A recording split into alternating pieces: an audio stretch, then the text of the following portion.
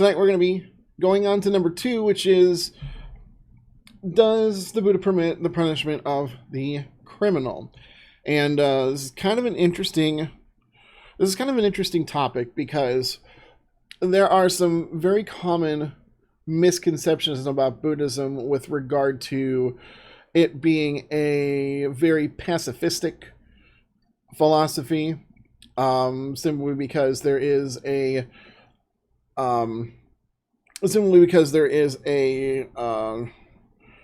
there are many teachings that point to nonviolence, that there is complete pacifism, sometimes even apathy for certain things, and I mean, that's really not the case, because really one of the big ideas with regard to Buddhist practice, at least in Mahayana Buddhism, is to help alleviate suffering for yourself and others, and that involves a lot of practice with regard to compassion. So, and that's kind of at the center of some of the answers that I found, or some of the opinions that I found with regard to number 2, is that of compassion. And while this wasn't as diverse, or I want to say, this topic didn't have as diverse a set of opinions with regard to this. There is sort of a general consensus with most Buddhists, or most people that do practice Buddhism, that actually boils down to the treatment of criminals, of those who break the law. So some of the things that are kind of helpful here are to kind of look back at how the Buddha himself dealt with criminals in his own pasts. There have been sutras that reference the Buddha's encounters with people who were considered criminals during his time. Trying to do some recollection here. So, one such criminal, Anguillamala was his name. I may have mentioned him before, may have told his story before on here. Anguillamala was the serial killer. He was the one who would kill people, collect their fingers in order to wear them around his neck. And he is the one who tried to chase the Buddha down to be his last kill, his last finger, his last ornament around his neck. And as he chased him, he couldn't catch the Buddha, even though the Buddha was walking. And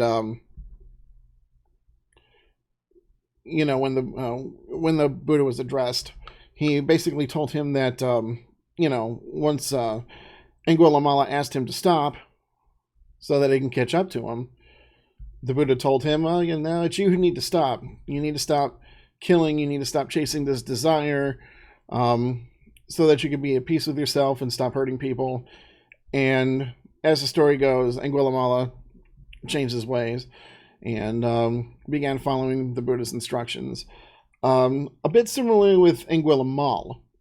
Different person, very similar name, different person, who was a bandit. He was a thief.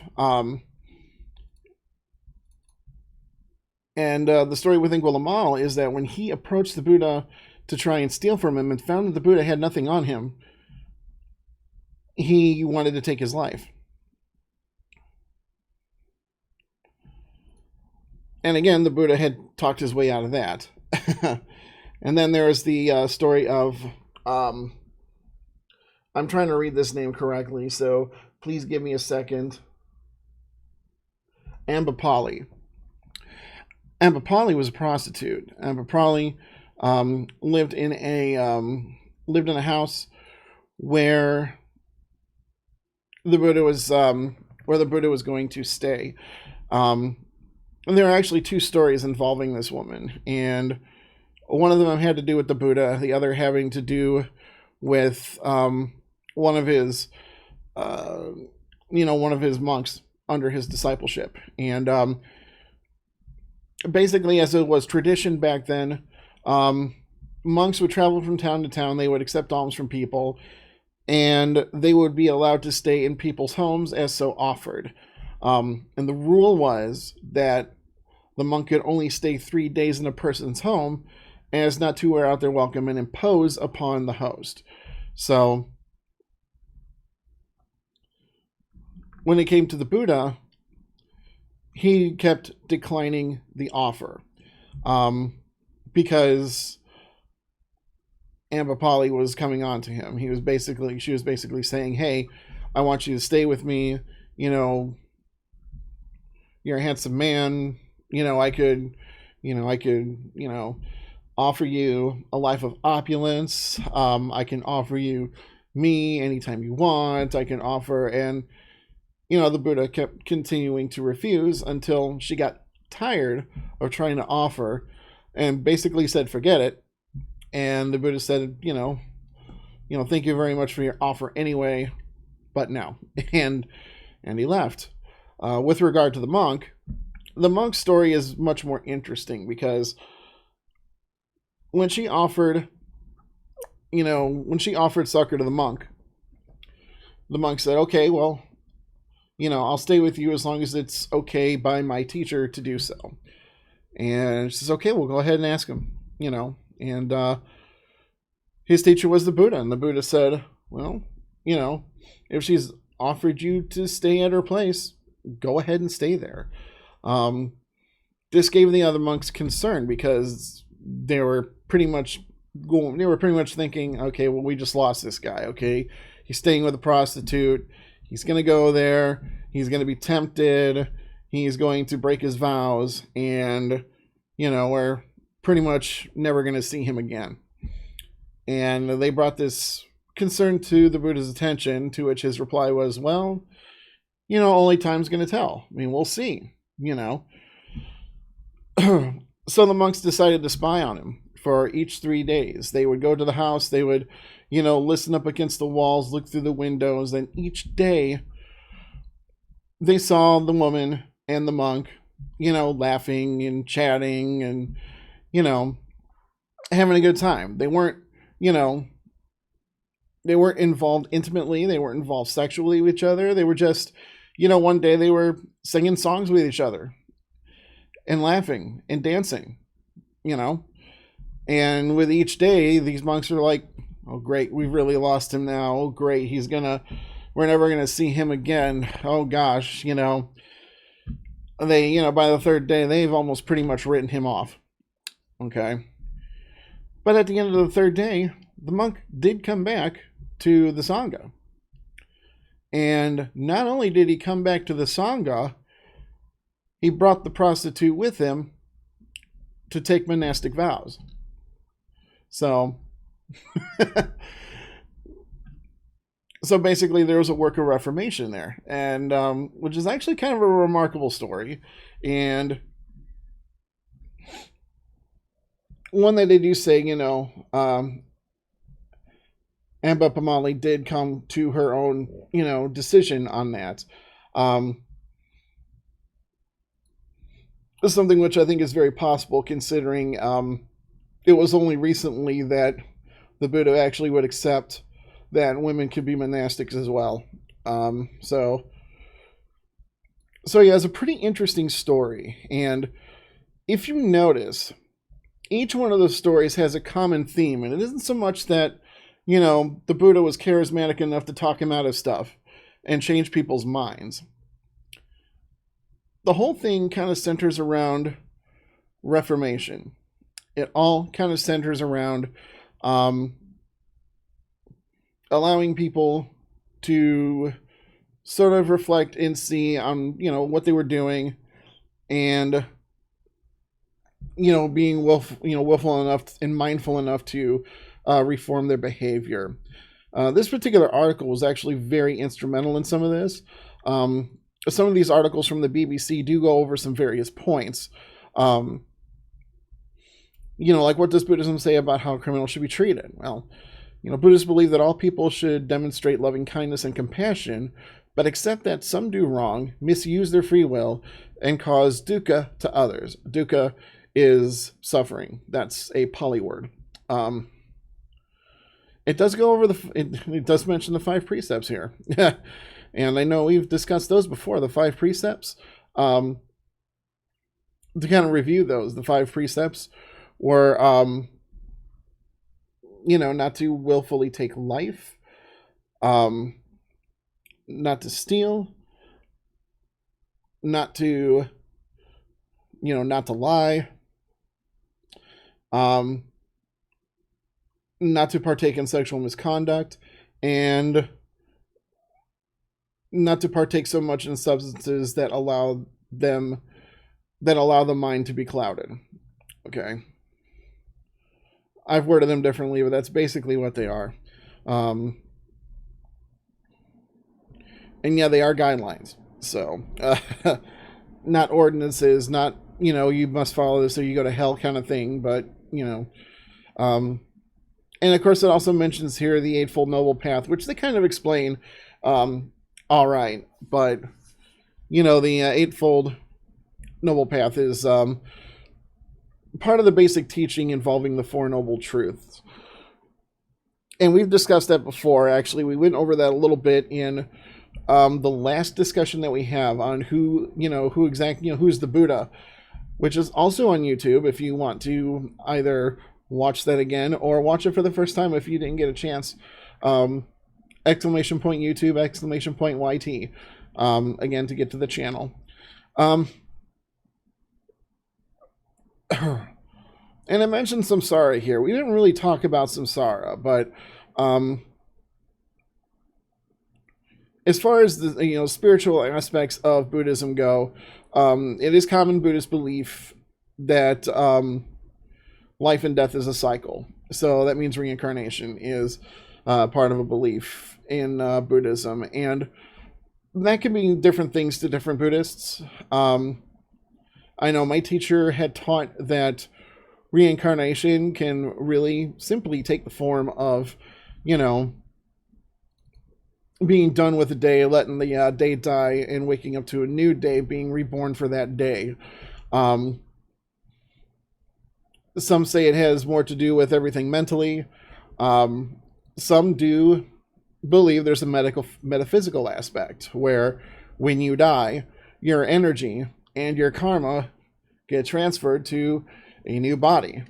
And once that body is born, there's your next life.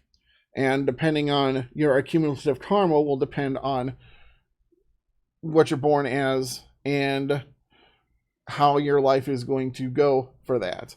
And that becomes a very complicated discussion with a lot to unpack. So we're not really going to go over reincarnation tonight.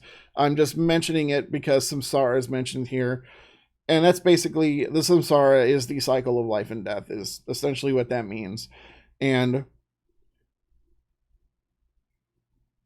to become enlightened, to become awakened in Buddhism, is to escape that cycle of samsara.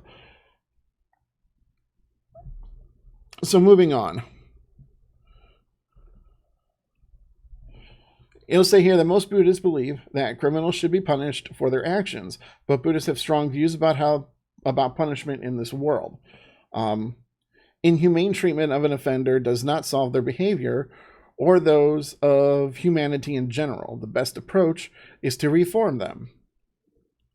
Punishment should only be enough for the offender to make amends, and his rehabilitation into society should be a priority. Punishing an offender with excessive cruelty is damaging both to the criminal and to the person administering the punishment.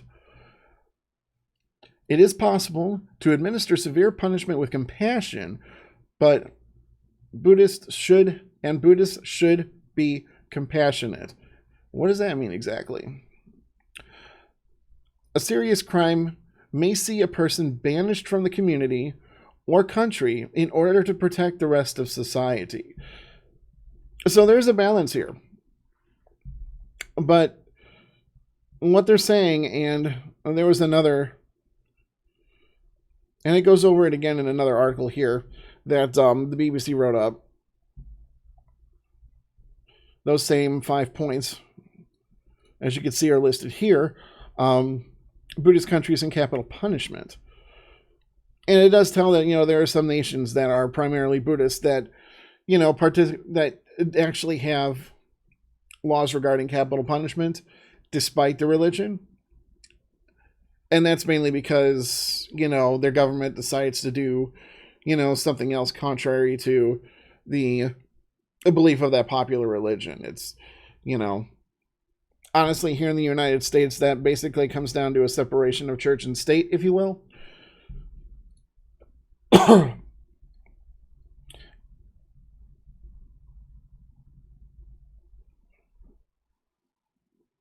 But those 5 points in particular, which, if you look at them a little more closely. So, like I was saying, with the stories with regard to the Buddha and how he had dealt with criminals who he had encountered. He spoke to them, he encouraged their reform, and encouraged their rehabilitation into society, however that may be.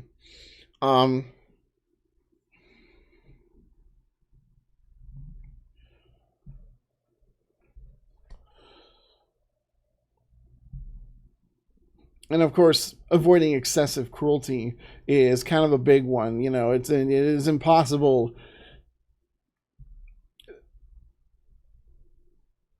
to punish with excessive force, with violence and such, and doing so in a compassionate manner. That's just not something that can be done, because that sort of thing is normally driven by anger,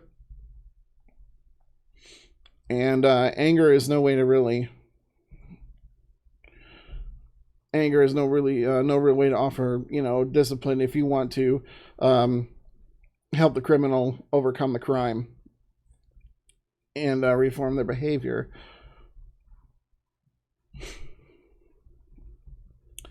There was a passage in here in this article that really kind of hit home, and I'm trying to look for it again. I had looked this up again the other day, and sometimes that just happens.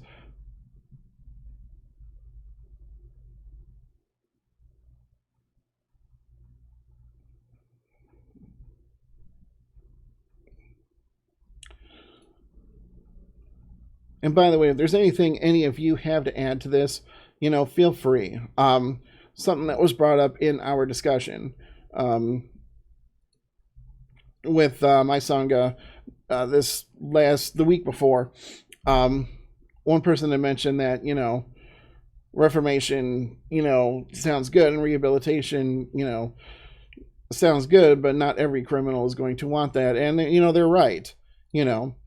In order for someone to be reformed and rehabilitate into society, they do have to have the desire to do so. It's one of those deals where you can, lead a horse to water, but you can't make them drink. It's kind of like that. So, what do you do with that person in the meantime?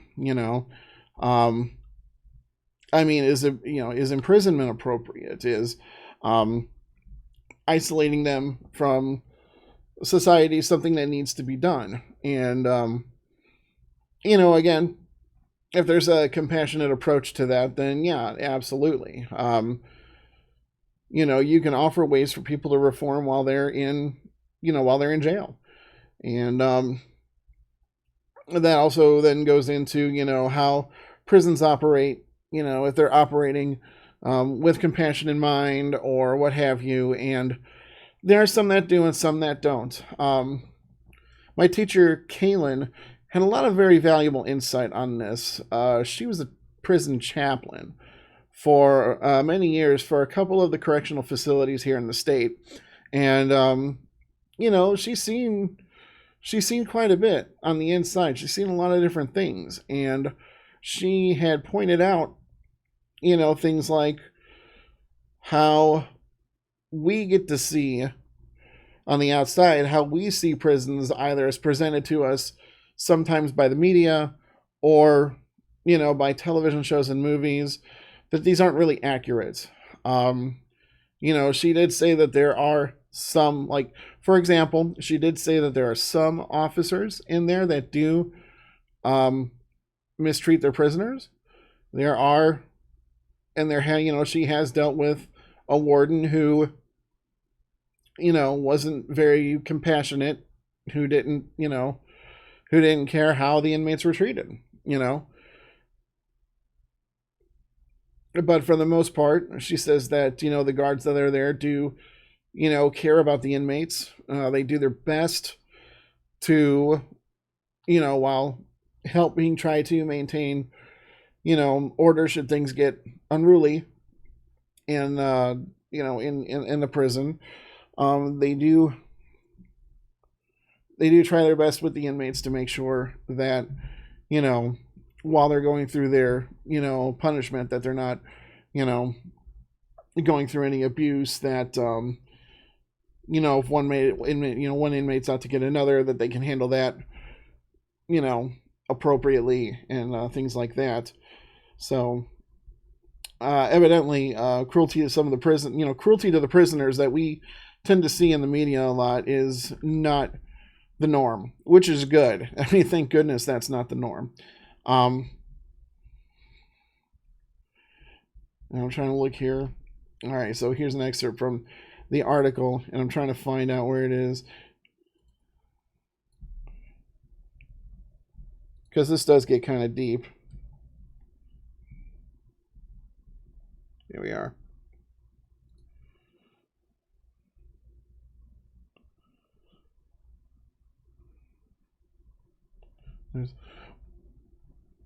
But is that a priority for-profit prisons in this country even have? That's a very good question, Cass. And, that's another thing, too. And that's another thing also. Because for-profit prisons, I mean, you're right. Kind of depending on, who owns that prison and what their goal is. Private prisons, much like any other business, their main goal is to turn a profit.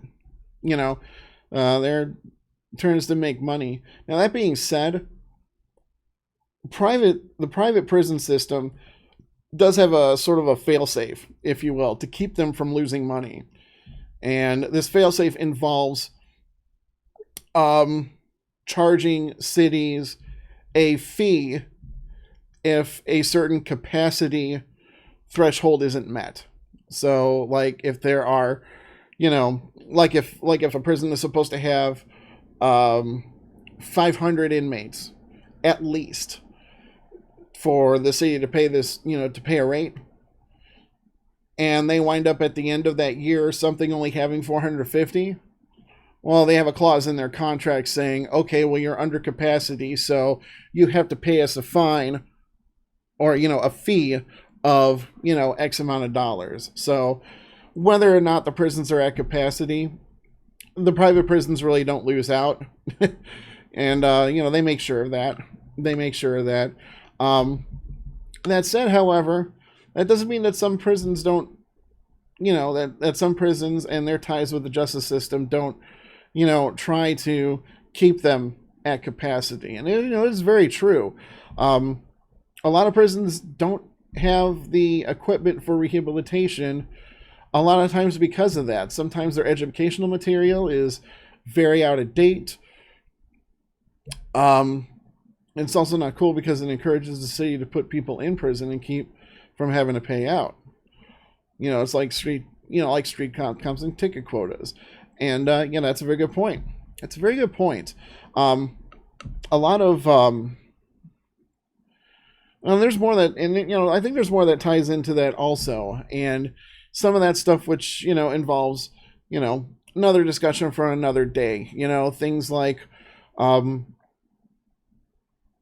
of how they, meet their quotas has to do with some of the things written even in the Constitution that have never been changed or ratified. If you're not sure what I'm talking about, review the 13th Amendment sometime. It's, The way that that's worded is very interesting. But that discussion, yeah, it does venture outside of the topic of the talk.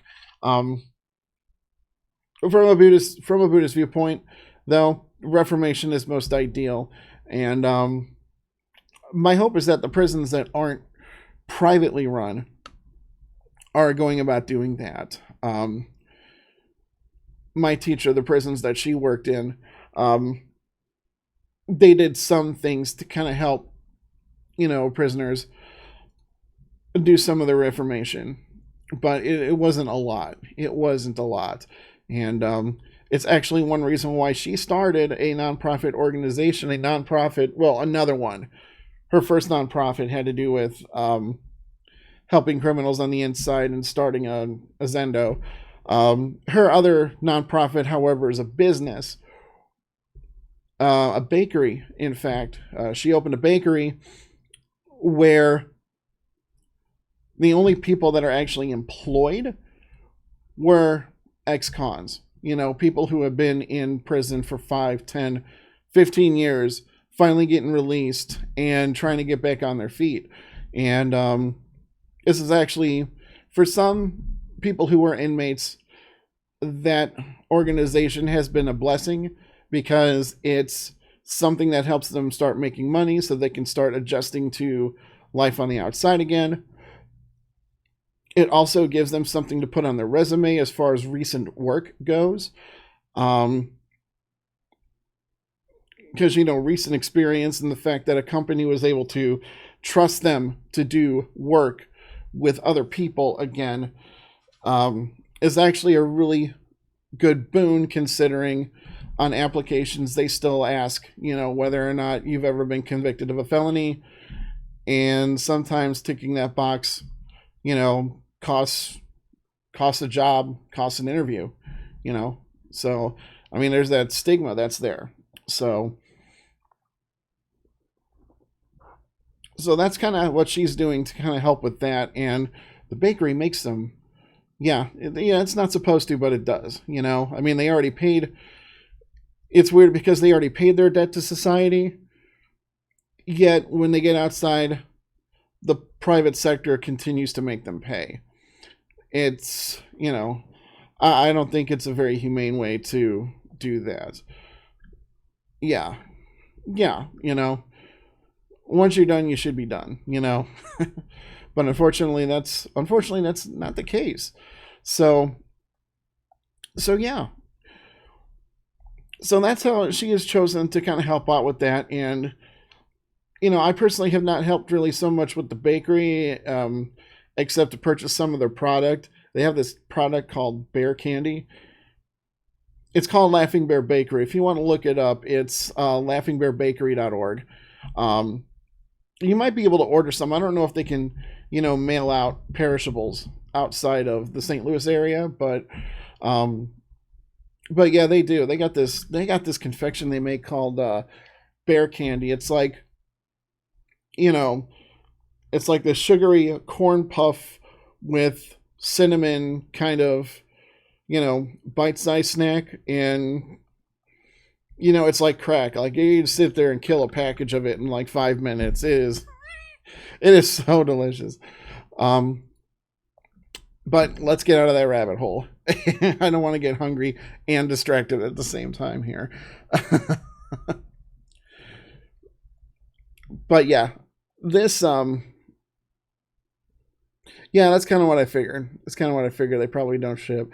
This probably has a lot to do with, some of the fees involved in trying to ship perishables from one place to another like that.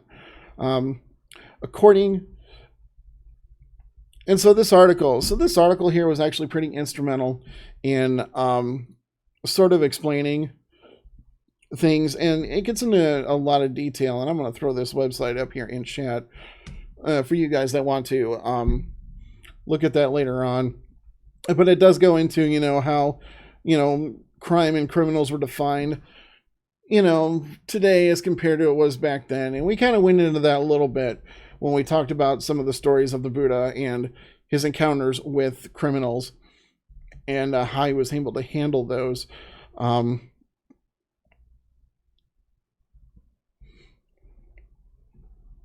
But one excerpt that kind of stood out to me.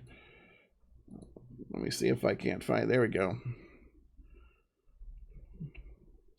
Saying here, thus, we may label a person criminal, but when we analyze their physical and when we analyze them physically and psychologically, it becomes really hard to point out the real doer of the action to designate using a specific label. Among the 5 aggregates, we'll discuss the 5 aggregates another night. Among the 5 aggregates, there is an implicit relation that functions like a thread to combine them together in different situations of 3 times. This thread of relationship is called the stream of consciousness. The stream of consciousness is understood as a separate individual. They are identified according to the nature and characteristics of the particular stream of consciousness that they are, or possess. Thus, to explicate simply, it is not possible only for a hand to steal. The hand should be alive, being related within the thread of consciousness to intent and undergo necessary steps to complete the action.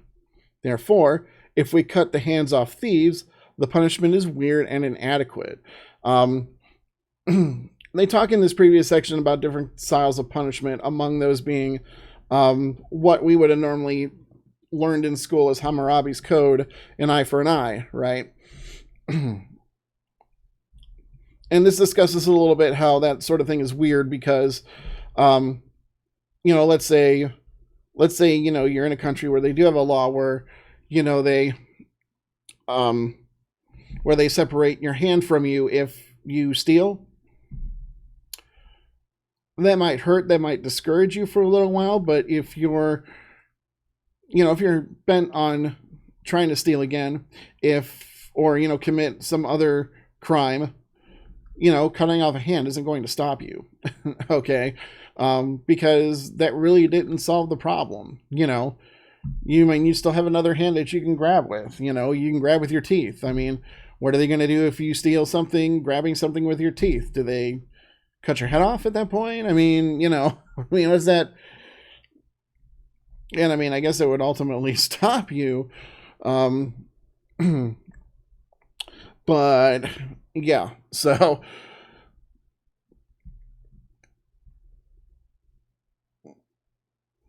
it would make it harder to earn an honest living. I mean, you lose a hand, now you've got a disability. You're right. You've got a physical disability now, so it limits what you can do.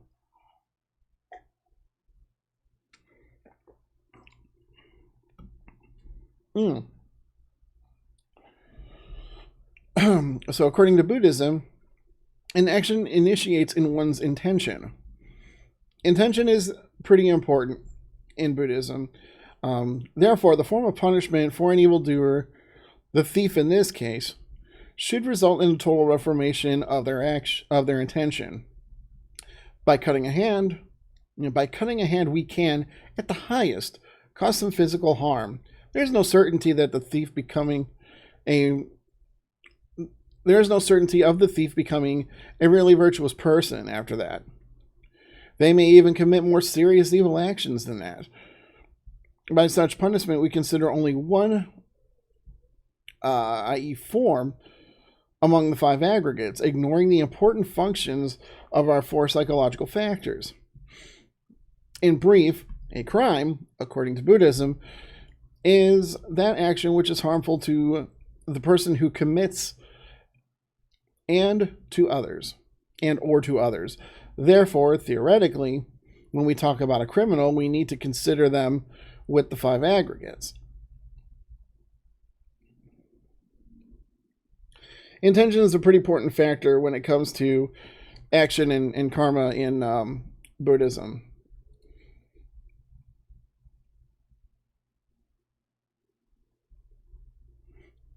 And the reason I say that is because, let's say when it comes to that thief, okay, what was the thief's intention behind stealing? Now, one of the 5 precepts is that we should avoid theft as much as we can. obviously, because that causes some suffering, that puts someone out of something that they possibly might need. And obviously, back in the Buddhist day, most people didn't have the luxuries that we have now. I mean, back then, if you were stealing something from someone, it was likely going to be food, or a beverage of some sort, or maybe even some small piece of furniture that was instrumental to the function of the household or something like that. We're not talking like TVs and game systems and, some of the luxuries that we have come to enjoy today. There's, a lot that goes on there, but still intent is considered. So like, what if somebody is, stealing bread from a store? Are they doing that because of malice? Are they doing that because, hey, the shopkeeper mistreated me at one point, so screw that guy? That's an important thing to consider. That means that their intention was of malice, and that's something that might, call for consideration of reformation, should that person be caught and tried as a criminal for it. But what if this person was poor and just trying to feed their family, feed their kids, In which case their intention, wasn't necessarily evil, but rather to help alleviate the suffering of their and their family by alleviating their hunger when they didn't have the means to, try and obtain the food, using money or using a method in which they couldn't acquire the food,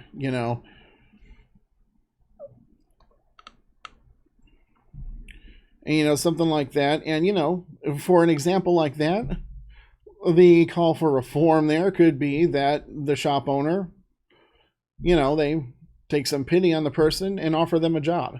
Hey, I could use somebody to clean up the store from time to time. It'll make you a little money and you can afford to buy the bread then, that kind of thing.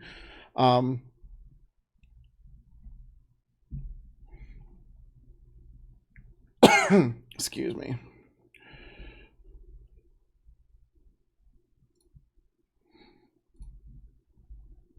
So yeah, one's intent is always important to consider.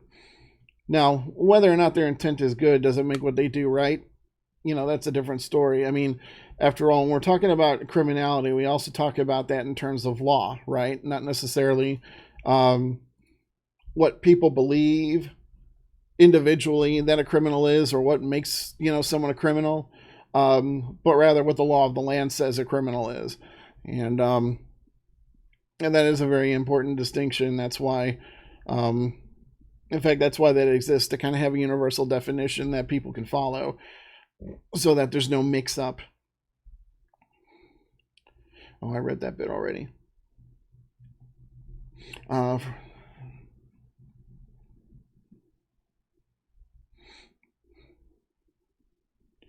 So here we go. So why the criminal should be punished, and Buddhist view, the article suggests that it has justification for using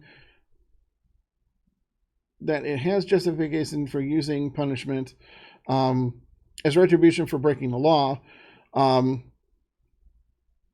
the underlying purpose of the punishment in any form should be to maintain a peaceful living in society, but should also be done with compassion by reformation and rehabilitation. So these seem to be the common. So those seem to be some very common beliefs as far as Buddhists and the treatment of criminals, and whether or not criminals should be punished, and if so, how. It basically centers around compassion. It centers around reformation and the rehabilitation into society. And if that is not an option for the person, or if that crime is, so severe, maybe, for example, someone who continues to kill people within a particular community, exile is an option there, because that would really be the most humane way to deal with that, while keeping everyone in that community safe. And that's one of the ultimate goals there, right? So, and so I don't know about you guys, but this also had me thinking about, and Cassedrian mentioned some of this, how that plays into what we do here as a society, um, how we treat criminals, and hopefully some of that changes. I think hopefully, um, eventually, we can get to a place where we can be more compassionate with um, the people who have served time, the people who are serving time, um, and perhaps being able to judge criminals more fairly, so that we can reduce the suffering of people who are wrongfully convicted. You know, well, I mean, exile more or less kind of still, it is still practiced, and depending on who you ask, it's still, I mean, whether or not it works, I guess, is debatable. But to pull from an example, Edward Snowden. For those of you who are not familiar with Edward Snowden, um, he worked with some very top secret material in the government and blew whistle on some of that. And he was he was charged with treason and exiled out of the country to I think he was exiled to Russia Russia is where he wound up, but I think they revoked his citizenship and everything. But yeah, so I mean, exile is still practiced here, even in the United States. It's still practiced, and you know, for what I know, Snowden was not allowed back in the Snowden was not allowed back in the country. He was, I don't think he was ever. Yeah, no, he was exiled. I don't think he was. Well, I could be wrong about that. Last I heard, he had been exiled. Maybe that exile occurred after he ran. um, but I do know that he wasn't allowed back into the country. So, I mean, which is pretty much the definition of that. But yeah, where would you exile a person? I guess that's a very good question, because I mean, what if no other country will take that person, right? Or where do you place a person that is exiled that nobody wants them there? I guess that's where lifetime imprisonment and such comes in, right? Lifetime imprisonment, um, relative isolation from the rest of society, that sort of thing. So I'm going to go ahead and close all this up, and we'll go ahead and continue with Super Mario 3D World, or I'm sorry, Super Mario 3D All Stars. I apologize for that mix up there. In the meantime, I'm going to change up what it says here for Twitch. And, feel free to continue to discuss this. Feel free to give some, opinions on this. Pretty much everything we do here is open to discussion. So, let's see. Where is it?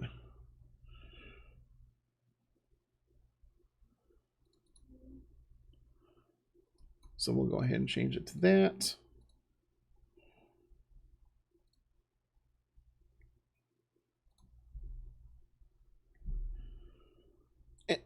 Let's see.